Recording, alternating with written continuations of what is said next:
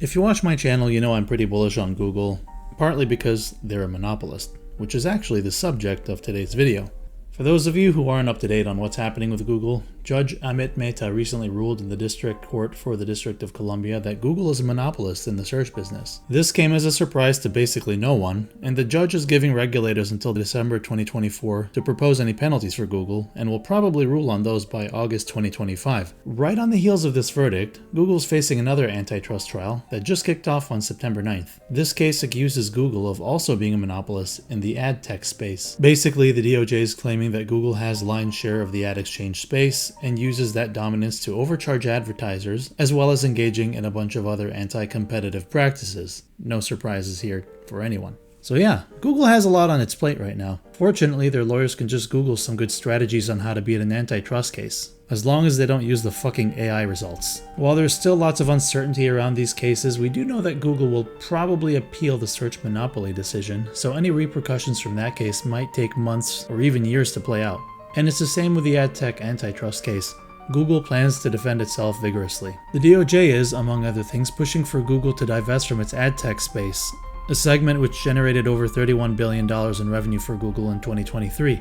The case is being compared to USA vs. Microsoft, which was brought in the 90s and concluded in the early 2000s, about that company's monopolistic practices, ironically paving the way for our current favorite monopolists, Apple and Google. The DOJ wanted Microsoft to stop bundling Internet Explorer with Windows, but after a bunch of back and forth, they basically dropped that requirement, instead settling for what many have described as symbolic concessions. Basically, show us your code and fix a few things. And we all know how that turned out. Anyway, whatever comes out of Google's two antitrust cases might take years to play out. The 2023 antitrust case is basically aimed at forcing Google to potentially divest certain assets within its ad tech space, as well as potentially unwinding allegedly exclusionary contracts it has with Apple as well as other companies. Google basically pays Apple billions of dollars to make its search engine the default search engine for iPhone users. Google can survive the DOJ case regardless of whether or not the worst case scenario plays out. Most users will continue to use Google Search because of the simple fact that it's better than any other engine due to its powerful network effect. Too much time has gone by with Google in the lead. The company basically knows everything about you, including those things you wish they didn't know about you. You disgust me. Sit with that for a while. Unwinding some exclusionary contracts is one thing, but a divestiture of Google's ad tech assets would have a more material impact on the company since the business provided over $30 billion in revenue to Google in 2023. However, that being said, this is a very complicated undertaking and would probably take years to play out. The legal, regulatory, accounting, and other hurdles would be pretty high. If I'm a betting man, I'm guessing this doesn't happen for a few reasons. We gotta remember that whatever happens with Google is going to be used as precedent to go after the other big tech monopolies. There are conflicts of interest here that are so obvious that we don't need to dedicate a lot of time in this video getting into them, but here are a couple of points for your consideration.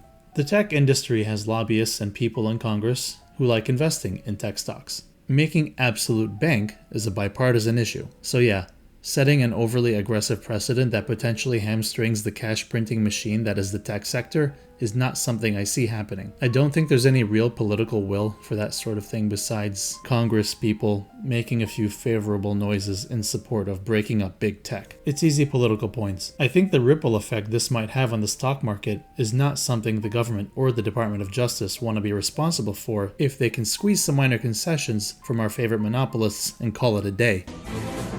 So I can do whatever the I want in here now, right? The Microsoft president suggests that the DOJ will be satisfied with a symbolic victory, fighting a few minor issues in Google's business practices to berate the company about and collect a participation trophy. Sorry.